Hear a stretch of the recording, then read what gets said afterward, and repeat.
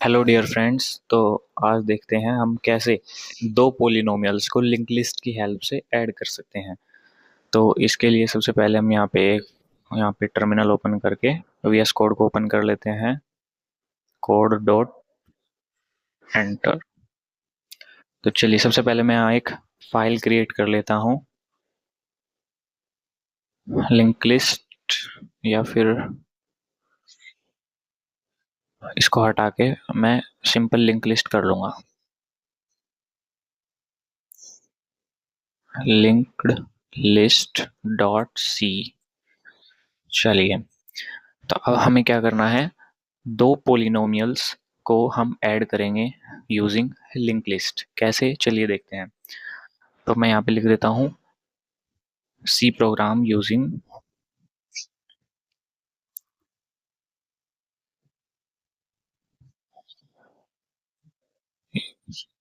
सी program using या फिर ओपा addition two polynomials using link list. तो चलिए कैसे, सबसे पहले अपनी हेडर फाइल को इंक्लूड कर लेते हैं। इंक्लूड stdio.h, जो कि हमारा स्टैंडर्ड इनपुट आउटपुट होता है। stdio.h का मतलब standard input output dot H. दूसरा हम स्टैंडर्ड लाइब्रेरी डॉट एच को इंक्लूड कर लेंगे। और अब एक नोड क्रिएट करेंगे, क्योंकि हम पोलिनोमियल्स को नोड के थ्रू, लिंक लिस्ट के थ्रू रिप्रेजेंट करते हैं, तो हम यहाँ पे एक नोड क्रिएट कर लेंगे स्ट्रक्ट कीवर्ड यूज करके नोड। और इसमें मैं दो वेरिएबल्स डिक्लेयर कर लूंगा। एक हमारा होगा पोलिनोमियल्स का कोफिशिएंट, और एक होगी जो कोफिशिएंट होगा उसका जो एक्स की पावर होगी, वो पावर के लिए हम यहाँ पे एक वेरिएबल क्रिएट कर लेंगे। तो कोफिशिएंट और पी ओ डब्ल्यू पावर के मैंने यहाँ पे वेरिएबल डिक्लेयर कर लिया है। और अब स्ट्रक्ट एक नोड नेक्स्ट पॉइंटर करके हम उसको क्रिएट कर लेंगे। ये हमने यहाँ पे नोड क्रिएट कर लिया है। अब क्या करेंगे, इंट मेन,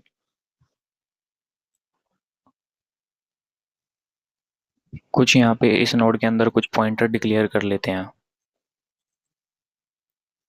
तो यहाँ पे मैं कुछ पॉइंटर डिक्लेयर कर लेता हूँ नोड के अंदर, क्योंकि हम पोलिनोमियल्स को ऐड करेंगे तो हमें पॉइंटर्स की नीड होगी।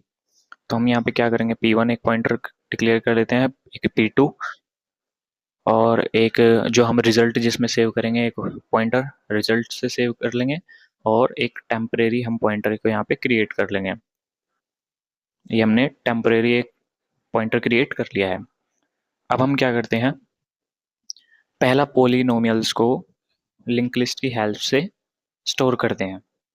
कैसे करेंगे, चलिए देखेंगे। यहाँ पे हम क्या करेंगे, क्रिएट फर्स्ट पोलिनोमियल, और सपोज मैं यहाँ पे पोलिनोमियल्स ले लेता हूँ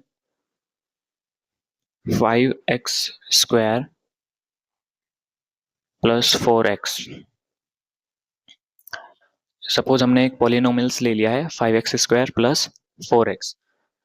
अब हम इसको लिंक लिस्ट की हेल्प से यहाँ पे स्टोर करेंगे। कैसे, तो सबसे पहले P1 पॉइंटर को हमें एक मेमोरी एलोकेशन करनी पड़ेगी। अब P1 के अंदर मैं क्या रखूंगा, 5x² की जो वैल्यू है वो पुट करूंगा। तो सबसे पहले P1 को मेमोरी एलोकेट कराना पड़ेगा। तो यहाँ पे हम P1 को मेमोरी एलोकेट करा लेंगे। मेमोरी एलोकेट कराने के लिए हम malloc फंक्शन का यूज करेंगे, और उस malloc फंक्शन को साइज ऑफ करके स्ट्रक्ट नोड दे देंगे, और उसको एक पॉइंटर में यहाँ पे स्टोर करके P1 वेरिएबल में होल्ड कर लेंगे। तो यहाँ पे लिख लूंगा मैं साइज ऑफ स्ट्रक्ट नोड यहाँ पे। और ये हमने, चलिए, ये हमने P1 यानी जो 5x² को जो हमें एक नोड में स्टोर करना था वो हमने यहाँ पे क्रिएट कर लिया है, मेमोरी एलोकेशन कर लिया है इसका। अब हम क्या करेंगे, इसमें वैल्यूज पुट करेंगे। अब हम जानते हैं कि जो कोफिशिएंट है, जो नोड का जो पहला होता है, उसमें हम क्या कोफिशिएंट स्टोर करेंगे, और बीच में क्या करते हैं, हम उसकी पावर को ऐड करते हैं, एंड देन जो लास्ट वाला होता है उसमें हम उसका एड्रेस स्टोर करते हैं। तो कोफिशिएंट में हमने 5, और P1 का जो पावर है उसमें हम, क्योंकि हमारा स्क्वायर है तो पावर 2 है तो 2 स्टोर कर लेंगे। तो ये हमारा पहला यहाँ पे हो चुका है। अब हम क्या करेंगे, सेकंड नोड 4x के लिए बनाएंगे, लेकिन उससे पहले हमें उसको मेमोरी एलोकेशन करनी पड़ेगी। तो ये अगला कौन सा होगा, P1 का नेक्स्ट। तो हम क्या करेंगे, P1 का ये जो नेक्स्ट है, यानी एक नेक्स्ट नोड क्रिएट करेंगे। तो नेक्स्ट जो है उसको मेमोरी एलोकेशन पहले कराएंगे यूजिंग मैलोक फंक्शन। अब मेमोरी एलोकेशन तो हो गया, अब हमें क्या करना है, इसमें वैल्यूज को पुट करना है। वैल्यू क्या है, अब की बार हमारे पास 4x और x की पावर कितनी है 1। तो सबसे पहले कोफिशिएंट यानी P1 का जो नेक्स्ट है उसका जो कोफिशिएंट है अब की बार वो कितना है 4, और जो P1 की जो नेक्स्ट है और उसकी जो पावर है यानी x की पावर अब की बार कितनी है 1। तो हमने ये करा लिया। अब हम जानते हैं कि नोड में फर्स्ट कोफिशिएंट और बीच में हम पावर रखते हैं और लास्ट में क्या होता है मेमोरी एड्रेस। तो मेमोरी एड्रेस इस वाले नोड में नल होगा, ठीक है, क्योंकि इससे आगे हमारा कोई भी नहीं है, 4x तक एंड हो चुका है। तो हम नेक्स्ट लास्ट वाले में क्या करेंगे, नल पुट कर देंगे। तो P1 का जो नेक्स्ट है उसका जो नेक्स्ट है, यानी कहने का मतलब क्या है, P1 का नेक्स्ट और उसका जो नेक्स्ट है तो उसको नल कर दो, यानी उसका अगला एड्रेस इसमें सेव नहीं है, तो नल कर दिया। तो यहाँ पे हमने पहला पोलिनोमियल्स लिंक लिस्ट की हेल्प से मेमोरी में स्टोर कर लिया है, ठीक है, जो 5x² प्लस 4x। अब क्या करेंगे, नेक्स्ट पोलिनोमियल्स को स्टोर करेंगे यूजिंग लिंक लिस्ट। तो सपोज हमारे पास क्रिएटिंग सेकंड पोलिनोमियल्स, सपोज हमारे पास सेकंड पोलिनोमियल्स, मैं इसको कर देता हूँ 4x² प्लस 5x, ठीक है। सपोज हमारे पास सेकंड पोलिनोमियल्स है 4x² प्लस 5x। अब हमें सेम प्रोसेस को फॉलो करते हुए हम सेम इसके लिए भी हम करेंगे। तो P2 हमारा जो सेकंड नोड अब आएगी सेकंड पोलिनोमियल्स की, उसको सबसे पहले मेमोरी एलोकेशन कराएंगे।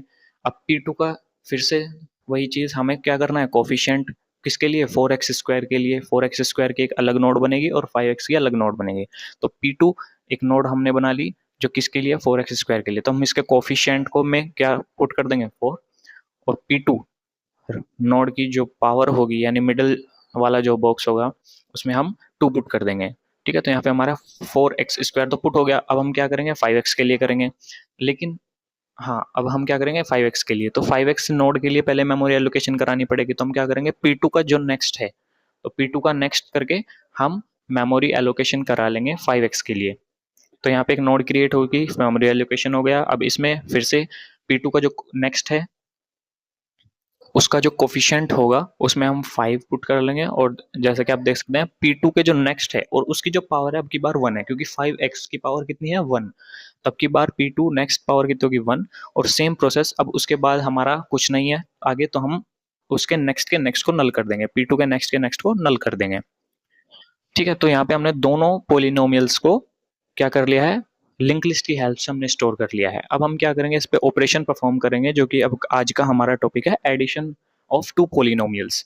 तो सबसे पहले जो हमने रिजल्ट हमने पॉइंटर बनाया था उसके अंदर यानी रिजल्ट जो पॉइंटर बनाया था एक नोड क्रिएट करेंगे, उसके लिए मेमोरी एलोकेशन करानी पड़ेगी मैलोक फंक्शन यूज करके। तो हमने यहाँ पे मैलोक फंक्शन यूज करके उसके लिए एक नोड क्रिएट कर ली।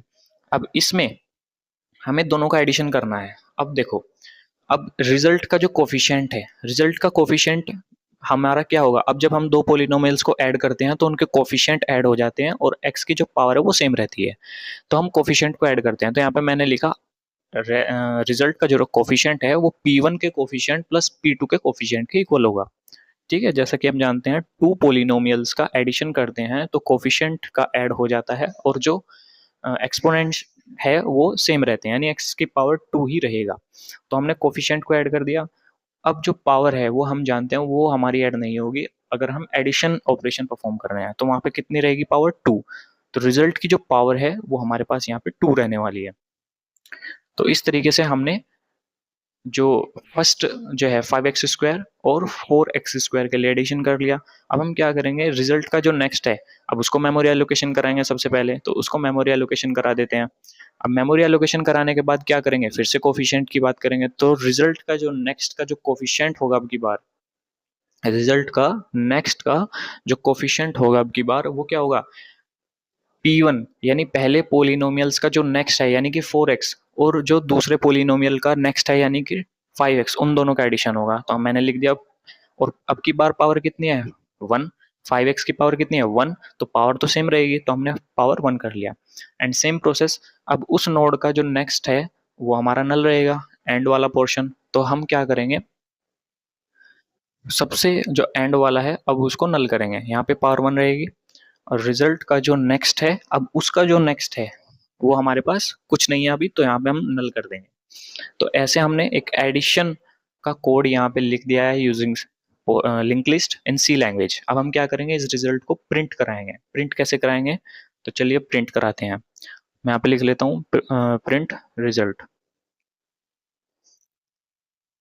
तो प्रिंट रिजल्ट, सबसे पहले जो हमने टेम्परेरी जो पॉइंटर यूज किया था, डिक्लेयर किया था उसको, उसमें हम क्या करते हैं, रिजल्ट को डाल देते हैं। अब टेम्प में रिजल्ट की वैल्यू आ गई एड्रेस की, और हम जानते हैं कि अगर जो टेम्प की वैल्यू अगर नल के इक्वल नहीं है, अगर टेम्प की वैल्यू नल नहीं है, यानी अगर रिजल्ट हमारा जीरो आया, यानी जीरो नहीं आता है, तब हमें ये प्रिंट करवाना है। भाई अगर हमारा रिजल्ट ही जीरो आ गया तो हम एडिशन किस पे करेंगे, तो एडिशन तो नहीं होगा। तो अगर हमारा नल जो सॉरी टेम्परेरी में जो रिजल्ट आया है वो अगर नल है, सॉरी नल नहीं है, तो हम क्या प्रिंट करा देंगे, %d लगाएंगे, क्योंकि हमें क्या करना है, रिजल्ट का कोफिशिएंट सबसे पहले प्रिंट कराएंगे एंड देन उसकी पावर।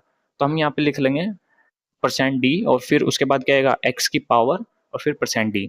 तो यहाँ पे कोमा करके सबसे पहले हमें क्या डालना है, %d में जो टेम्प है उसकी जो कोफिशिएंट है, क्योंकि रिजल्ट का कोफिशिएंट हमने टेम्प में डाल दिया, तो अब टेम्प का कोफिशिएंट हो गया, फिर टेम्प की पावर।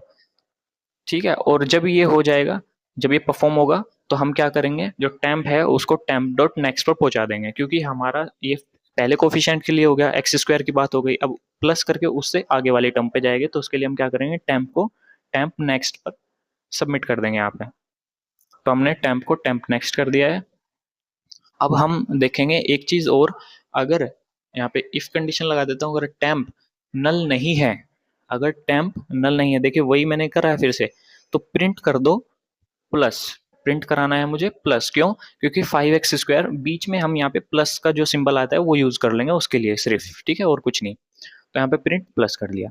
और अगर जो वाइल वाली कंडीशन है, यानी अगर हमारा रिजल्ट जो टेम्प में है वही नल हो गया, यानी कोई रिजल्ट ही नहीं है, तो रिटर्न जीरो कर दो, तब तो कुछ हमें कराना ही नहीं है।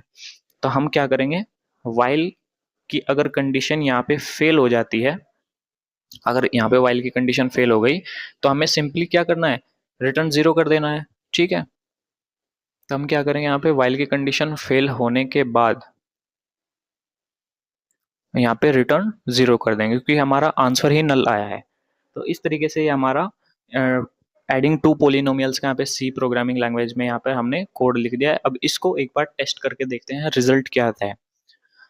तो हम यहाँ पे जीसीसी कंपाइलर यूज करके GCC link list dot C, जो कि मेरा फाइल का नेम है, और आउटपुट लिंक लिस्ट।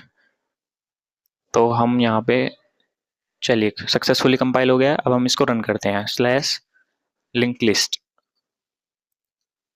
तो हमारे पास आंसर क्या आना चाहिए, 9x² प्लस, देखिए यहाँ पे कितना आया है, 9x² प्लस 9x, देखिए 4x² और प्लस 5x², तो 9x² आ जाएगा, प्लस 4x और 5x 9x। तो बिल्कुल हमारा करेक्ट यहाँ पे आंसर आ चुका है, यानी हमारा जो लॉजिक है वो बिल्कुल करेक्ट है। ठीक है, तो इस तरीके से हम क्या कर सकते हैं, अपने टू पोलिनोमियल्स को एडिशन कर सकते हैं यूजिंग लिंक लिस्ट। तो मिलते हैं, आज के लिए इतना ही, नेक्स्ट वीडियो में हम देखेंगे